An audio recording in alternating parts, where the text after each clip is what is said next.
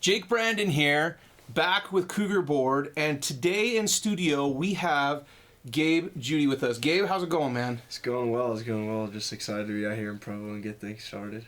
Yeah, so just for anyone who maybe doesn't know, you recently got to Provo. Tell us about your trip from like high school to Vandy to here. Tell us all about that. Definitely. So actually I grew up in Texas, and right as high school started I moved to North Carolina. And when I moved to North Carolina, I was in Charlotte, North Carolina. I went to school called Audrey Kell. That's where Dewey Gray was, and he was my coach for the first 2 years in high school. Stayed in contact, stayed in touch, even when they went over to school just down the street from us. Then from there, got the interest, got the looks, and decided to go to Vanderbilt over UNC. And from there, just had a good time, got my degree.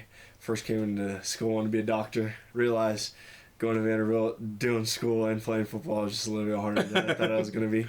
So I got my degree in human organizational development, and I just felt like I gave everything I could give to Vanderbilt, and they did the same for me, so it was time to move on to a different opportunity. Had many different places that I could have gone, but sat down with my family, got to talk to Dewey and stuff like that, and this would be a good spot, good family culture, here to focus on school and football and then just get to the next level, and regardless if it's the NFL or if it's to get a job. So I think it was the best setup for me at this moment in time. Yeah, so Dewey's kind of a legend here. You know that, right? I'm sure. Yeah, I definitely do. Is he humble about that, or does he brag a little bit about that? He's got a lot to brag about. I definitely wouldn't say that he brags on himself. I'll say like the team as a whole and his like experience as a whole. Because even what you see when he tweets out on Twitter and such like that, they all were great football players. They all went somewhere and did something great, which is just very impressive of a team as a whole. So I mean, he's a humble guy. He's one of the best around. So definitely, he's not here to boast on himself, but definitely on the team and the university as a whole.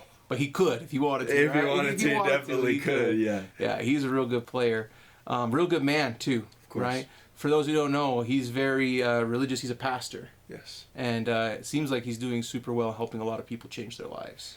Yeah. No, he really is. I got to actually go to one church service in my time that I was in Charlotte, and it was just really remarkable. And at that time, it was even smaller than it is now, which is just pretty wild to see how big it's grown. And it feels like I was in high school really recently, but it's been a long time, so it's just cool to see. And just like see how his family is just all involved, and they just do a great job, and it's just really impressive. Yeah, just a little tip on that. Like, it seems like it wasn't that long ago. Every year will go by faster than the year before. So just buckle up, because it doesn't. Time's not slowing down. It just gets it's like going down. It accelerates. Definitely. Right there to the end. Cool. So what's your impressions on Provo? You've been here for a bit. You got to know your teammates. I've heard very complimentary things from Houston about you. I've heard complimentary things from a lot of people. They really like you. They think you're a good fit. What do you think of Provo? Definitely was like adjustment in the first couple days and such. It was nice. Like I got some family out here to help me move in and get some stuff done. And I was just like, okay, it's gonna be great. But I had to wait to get into the business school for a little bit to get officially allowed to work out the team.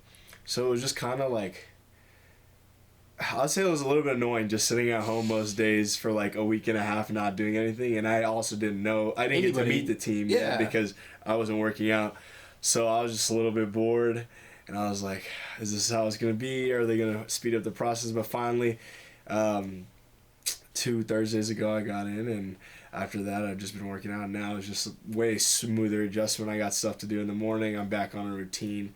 It's super nice. Then I go home and hang out with my dog, and then I'll come back and do some more work, and so it's super nice. Everybody on the team has been pretty awesome. They all introduced themselves. Like, I didn't even have to have a grand like this is Gabe, blah blah blah. Like, they just came up and they're like, hey, my name's this, my name's that. And it was just super nice, and everybody's just like quick to teach me like how things move around, and it's easy because then I don't have to wonder and make the mistakes because people are there just to help me and lead me along, which is super nice. You don't have to ask, right? Like, they're just right there. Exactly. Yeah, I heard that same thing from Houston and Chris and the other guys who came here, like, that it's like, boom, like you're instantly, like you're in, they love you. I've heard people think like, oh my gosh, there's going to be this drama between like Mason Wake and Houston Hamuli. They're both like awesome fullback. They're like best friends, dude. Like honestly, like Mason is super happy Houston's here because guess what? He's not going to be banged up as much, right? Of course. Like so I think this team's that's something unique about this team is super welcoming. It's a family. Kalani sets that standard. I feel like with that. Tell us about Coach Kalani. What are your thoughts? I think he's a great guy. I think that his vision for the team, it's definitely like helped them create success in the last few years, and I think that's going to continue on. Just being here in a short period of time, I haven't got too many interactions, but definitely, I mean, everybody just seems like, I've said this multiple times, like not very stressed out here. Yeah. Which like maybe coming from a different program, maybe coming from the place I was, it was just like there was a little bit of eeriness and like stress that like was always involved that had to be going 110% at a time, which I'm not saying that's not what happens here, but they know when to get the work done and when the work doesn't have to be done. And it's just super nice. Like we work out Monday through Thursday, but I work out just as hard Monday through Thursday as I did on Monday through Saturday at any other school that I was at. And I just feel like just the staff as a whole just really understands like football, faith, and lifestyle just outside of it, which is super nice, especially like now that I am on the back half of my career, like it's nice to be able to like calm down sometimes and like enjoy football when I can enjoy football, enjoy my friends, enjoy my family when I can enjoy my friends and family, which is super nice. Yeah, enjoy it, man, because eventually there'll be a day where usually another person will say, hey, you're done playing football. Of course. Like it won't be your decision anymore, right? Like someone will tell you. So just that sounds like you are. Yes, sir. It sounds like you got that figured out. You are. So you mentioned your dog. Yeah. What kind of dog you got? I have a Rottweiler Lab mix. Ooh. Yeah, so my family back home actually owns a doggy daycare. And my stepsister owns 2 doggy daycares. So we're a big dog family. She's 2 years old, COVID puppy. Mm-hmm. Got her, but it was super nice. I was home all the time during COVID, so she's great. You can literally hang her. She can hang around anybody, and she'll be perfectly fine. She likes humans more than she likes other dogs. That's awesome. So, yeah, we just hang out. We hiked the Y together. We went to the Alpine Loop, did some of that stuff together, and I mean, I would expect for her to be a little bit more stressed out after Justin, but I think with so much stuff to do, it's been super nice for her. Yeah. So it's been a lot better than I expected it to be for sure. So is like running a doggy daycare, is that like hectic? I'll say it might be harder than playing football at times. It actually might be because my family started during COVID, which might have not been the greatest time to start, but since everything started picking back up, they got 70 dogs. Oh yeah. And it's my stepdad and my mom, and they got a few high schoolers, a few other workers, and it's just either 120-pound dog, it could be a 5-pound dog. It's just like all of them running around and jumping and barking. It's just like very hectic spot, and like at 7 o'clock you're like, I can't wait to leave. Like you go home and within an hour you're already passed out. So I've helped out a couple times. Definitely, I'm not home often, but when I am, try to help out, and it's a little stressful in its own light for myself, I'll say. I bet. So you played 4 years in the SEC. Actually, only 3. Oh, 3. You graduated in 3? I graduated in 3 years. So you're a super smart genius guy. I don't know about that, but I'll say that my mom definitely instilled the school aspect to a T. So she pretty much would have taken my scholarship if I didn't get school done. That's for sure. Oh, that's great. So you got 2 years then? I had 3 because I redshirted my freshman year. COVID didn't count, and that's when I got significant playing time. And then last year was technically my freshman year, so I'm a redshirt sophomore. That's amazing, dude. Actually, I knew that. I knew that about you. That's cool. So I know Isaiah just announced today on Instagram that he is kind of stepping away from football, and from some of the guys I've talked to, some of his friends, they said he's ready, like he's excited to do some new things and stuff like that. But that seems like it kind of opens up a spot for you in that kind of 4-corner rotation that Coach G likes right away. Do you feel like there's a opening there maybe for you to get on the field sometime this year? Yeah, first I just want to say, like, I met Isaiah the last couple weeks and stuff like that, and he's been like nothing but like awesome and like helping me out and just telling me about things. So like, I mean, I really respect him, and I think that the decision he's making, from what he's told me, like, I think it's a really good decision. He's about to be super successful, so shout out to him. But no, yeah, definitely. I believe that I'll be in the 4 corner rotation, and I mean, hopefully with this push and fall camp hopefully a starting spot too at the beginning. But regardless, I will let my time come, and I have confidence in myself. So regardless, I think that Cougar Nation will definitely see me out on the field. That's for sure, and hopefully it's making plays to help us win. Man, Coach G's not afraid to mix things up out there. So I don't doubt we'll see you out there. Because Caleb last year was kind of like, didn't see the field a whole lot in the beginning, and then the corners got banged up, and then he got in and kind of proved himself a little bit. And then by the end, he was doing quite a bit for us. So of course. Coach G, he's awesome. Like, he'll get the best dudes out there, and he'll get the most out of everybody. So I don't doubt that at all. So tell me, SEC facilities compared to BYU facilities, what do you think? So that's a tricky question. Okay. Because you gotta understand, there's I love Vanderbilt. I think that when you're talking about academic facilities, nobody's going to compare to us by far. And I think that athletic facilities, we're great. Mm-hmm. It's just, you can tell that there's a different step in some sort of SEC realms. But I think that they're pretty comparable. Mm-hmm. We just are kind of landlocked at Vanderbilt. So we don't have as much space to be able to just build left and right. But they approved a $750 million project over there, which, I'll probably be 30 by the time it's finished. But definitely will be awesome when it comes out, don't get me wrong. But I think everything's super centralized here across the street. You guys got 3 different practice fields. I think it's super nice.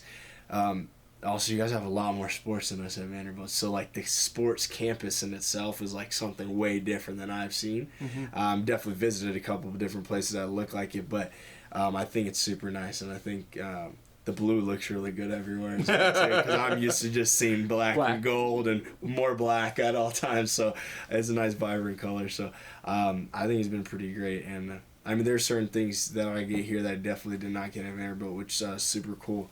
And I'm excited just to find out more as I go. Yeah. So about when you visited other schools' campuses and saw those facilities, where does BYU you think stack up to maybe some of those top tier sport? Because maybe if we're comparing academics, Alabama and Vanderbilt, it's not much of a comparison, right? But if you start comparing sports, then it's different. I definitely say that they definitely rank up there. Some people just, regardless if it's old or new, they're just going to keep changing it, which kind of takes away from this, how special the aspect of is of the place. It might have been new 2 years ago, but it's new again, and so nobody can really get used to it. I think that everything is really top notch here, especially for having Utah right across the street from y'all and getting that stuff, having it look the same exact way. I think that it's really great, and very comparable to anywhere else in the country that at a high standard. And it shows. You guys win games the last couple of years. So, but regardless of the facilities, if you win football games, that's all that matters. You're winning is all that matters. If we were lifted in the garage and we won 10 games, I'd be perfectly happy with it. Yeah. So, a lot of fans think we are really far behind the curve in the facilities.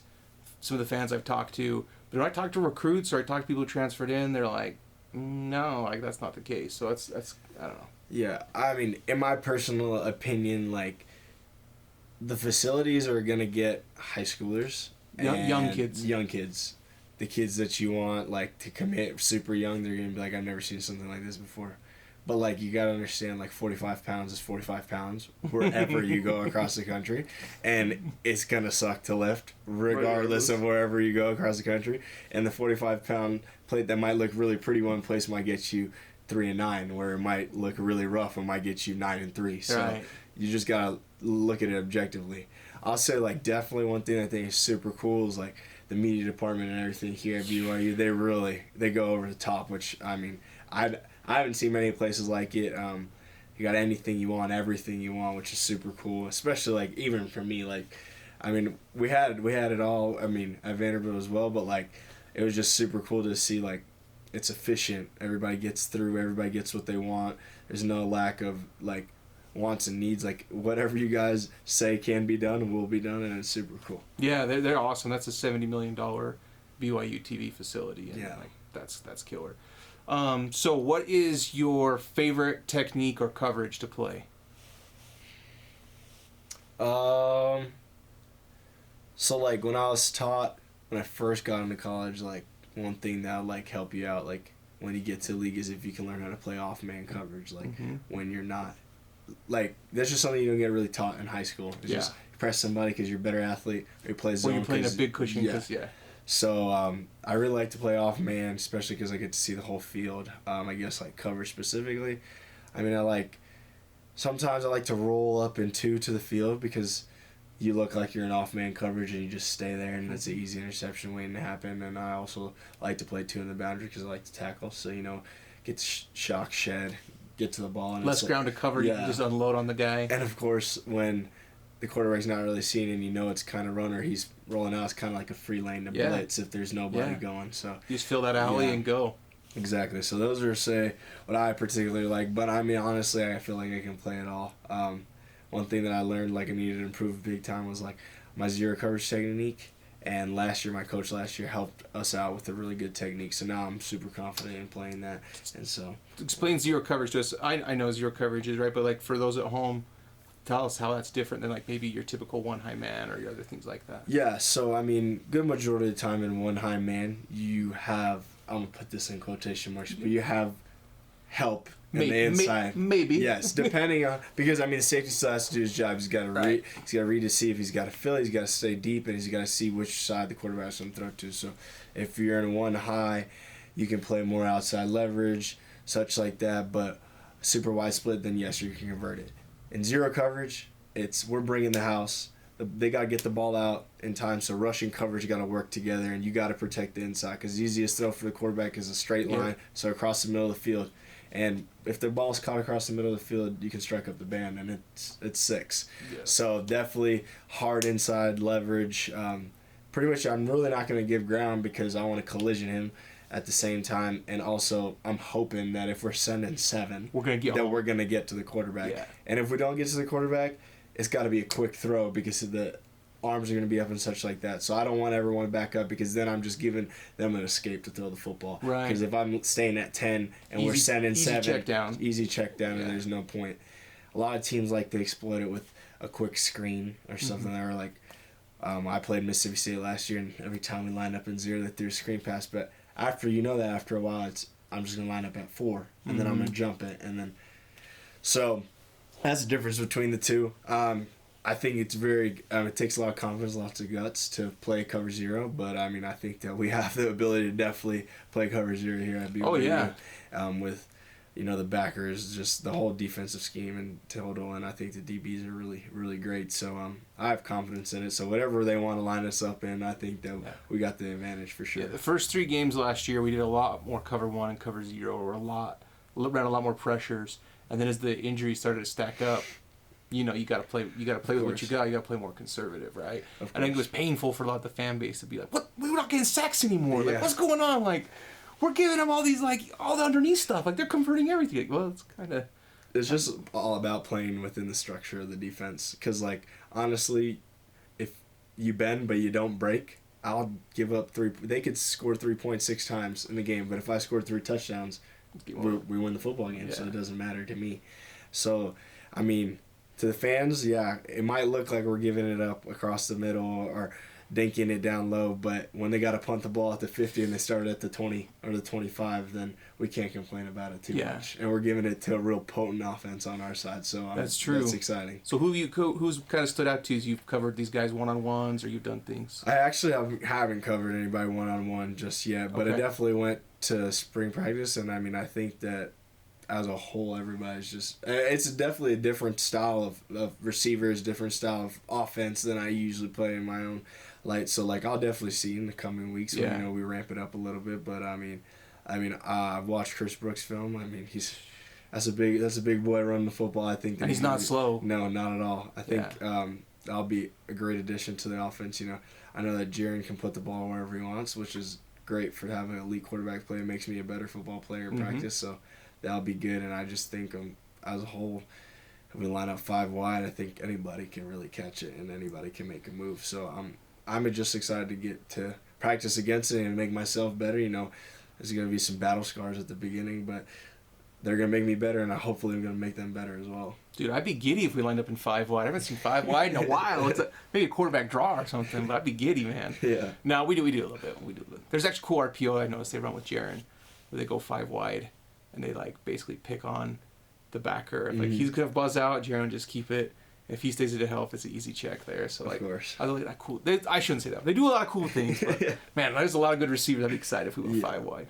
Cool. So we talked. We got both of you and I got called out on Twitter. Did you notice that? Yeah, I did notice that. You actually. So he said, "Hey, you asked about NIL, right?" Yeah. And then he's like, "Hey, let's do lunch. You, me, Jake. Like, let's go do lunch." Yeah. So I've been setting that up. Actually, it looks like it's got to be next week, but we'll get out there. Tell us about NIL, dude. What do you think of that? Yeah. Oh, definitely. You know, it's been really different out here because I mean, there's a lot of like a lot more small businesses out here, and a lot of places that just want to reach out. You know, just help in any way that they can, which is just super exciting. Actually, today, like also Utah has every single food place that like I have ever like want. Like when I'm at home, sometimes I'm like, darn, like I really want this, and I'm like, it's 40 minutes away, I can't have it. Here it's 7 minutes, 6 minutes, whatever I want. The whole spectrum of things, which is super awesome. But just even today, like I was like, I tweeted out, I was like, I noticed that I drive past the Crumble Cookies headquarters every single day, and I was like, that was wild. So I mean, I reached out to them. They sent me box of cookies today, and you know they might be building a program to, you know, start some sponsorships and such, but it's just good to like, you know, plant those seeds here and there. Another place like my like girlfriend's from Dallas, and like I never had Costa Vida before, and but in Dallas I had Costa Vida. Now I'm here and I'm eating it every day. It's like one of my favorite places to eat food, and like they were talking to me today, and when I went in to grab some food, they were like, "Oh, you play on the football team? Like we'd love to maybe try to set something up," and it's just super cool to see the community really involved. It's not just like NIL based off of like me. It's like it's just a community thing, which is super awesome to really be a part of. But definitely, I mean, regardless if I'm here for a year or 3 years, I mean, I definitely want to integrate myself in the community as much as possible. It doesn't have to be NIL things to help me out, but just to help the community out too. I mean, I'm here to do it all, and definitely give back in any way I can, because I mean, everybody's been very accepting so far.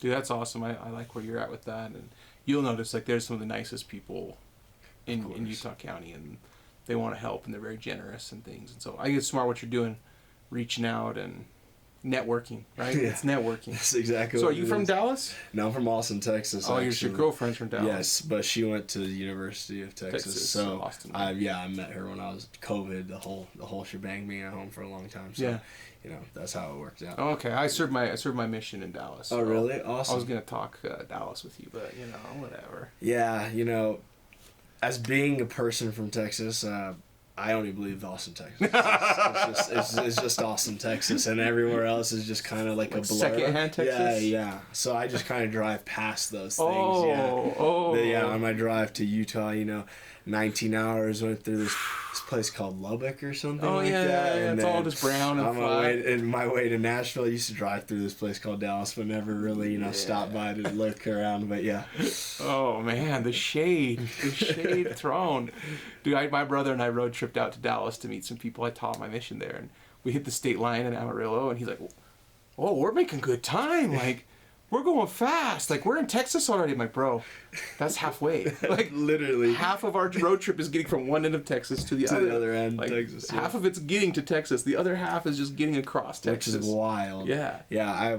When I moved to North Carolina, we had to drive through almost the bottom of Texas, and I think the drive altogether is like 24 hours, but 12 of it was Texas. Yeah. And then it was like Alabama, Louisiana, bang, bang, bang. You just flying by those, really fast, and I was like, oh, I wish the whole drive was like this for sure. Yeah, they talk about overpopulation. Like, you've never driven through West Texas. Like, just move a couple people over there, and it'll be all right. Well, that's cool, man. I'm glad you're liking it here in Provo. I'm glad you came in. Let's do that lunch next week with that reporter. And let's stack it if you can. Oh, you said you were gone Thursday. I'll actually. I'm gonna go home for a little bit and take some time to hang out with my family. Relax with those 80, 90 dogs. Yeah, you know, just the same thing. Bring my dog back so she can hang out with her friends. Yeah. And but I'll definitely. I mean, we'll I'll be find back time. on the 10th. So whenever after then, I'm pretty open. Okay, we'll set it up. So, thanks for being on. Appreciate having you, man. CougarBoard is going to hit you up maybe with a few Q&A things that you can answer for them, and you'll love them. It's a great community over there. Crazy supportive fans, but awesome fans. and all that. So thanks for being on, man. I appreciate Awesome. you. I appreciate you guys as well. Okay, that's it. Cougar Board's out.